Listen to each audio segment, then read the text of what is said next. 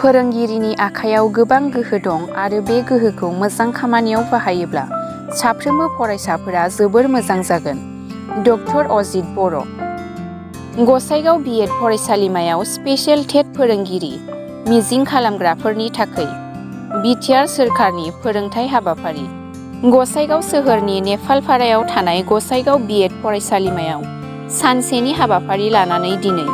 प्रमद बर'नि दैदेननाय BTR सोरखारनि सोलोंथाइ बिफाननि बानजायनायाव BTRनि गुबुन गुबुन ओनसोलाव टेट फोरोंगिरि मिजिं खालामग्राफोरनि थाखाय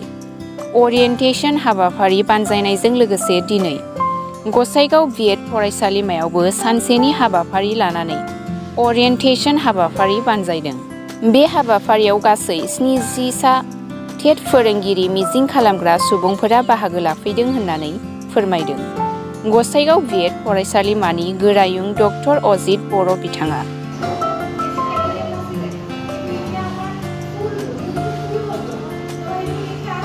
दिनै 26 एप्रिल 2023 मायथाइ गसाइगाव बिएड कलेजाव टेट परिखानि सायाव मोनसे अरियेन्टेसन प्रग्राम जादों आरो बे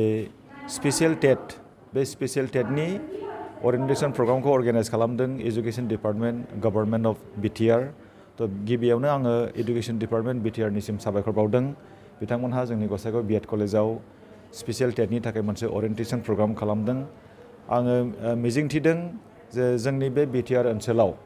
जोंनि एकाडेमिक एनभायरनमेन्ट बा सोलोंथायारि थासारि बियो गुन गोनां जागोन आं मिजिंथिदों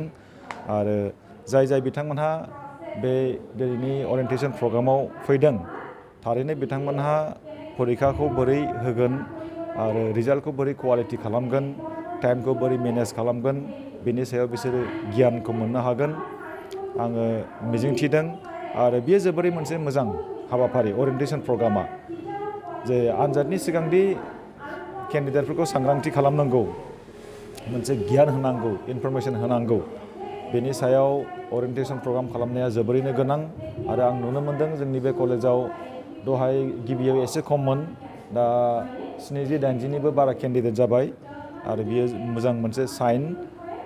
आङो बेखौनो बुंबावगोन जाय बिथांमोनहा टेट परिखा पास खालामनानै फोरोंगिरि जानो नागिरदों बिथांमोनहा जाहाथे समाजाव जोंनि सोलोंथायारि आबहावाखौ गुन गोनां खालामनो थाखाय बिहोमा होयो बेखौनो आं खावलायगोन जे टिचिं प्रफेसनखौ लास्ट अपसन हिसाबै जाहाथे लाया टिचिं प्रफेसनखौ गाव गोसो जाथारनानै गोसोआव आजावनानै समाजनि आबहावानि थाखाय सोलोंथायारि आबहावानि थाखाय जाहाथे कन्ट्रिबिउसन होयो गावखौनो सेक्रिफाइस खालामो बेखौनो आं लुबैदों। जोङो गोबां समाव जोङो बुङो जोंनि सोलोंथायारि थासारिया क्वालिटि जानांगौ होननानै दा सोलोंथायारि थासारिया क्वालिटि जानांगौब्ला बेयाव टिचार्सनि बिराद रेसपन्सिबिलिटि दङ। टिचार्सनि आखायाव ओरैबायदि गोहो दङ बे गोहोआ सासे फरायसाखौ डक्टरबो खालामनो हायो इन्जिनियार खालामनो हायो प्रेसिडेन्ट खालामनो हायो प्राइम मिनिस्टार खालामनो हायो।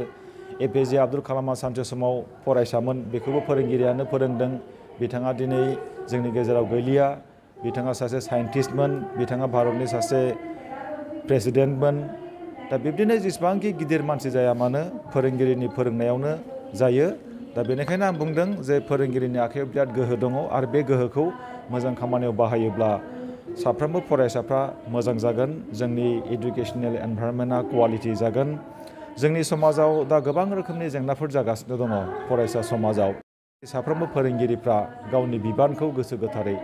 आजावोब्ला BTR सरकारा दिनै नाजागासिनो दङ क्वालिटि एकाडेमिक एनभायरनमेन्ट लाबोनो थाखाय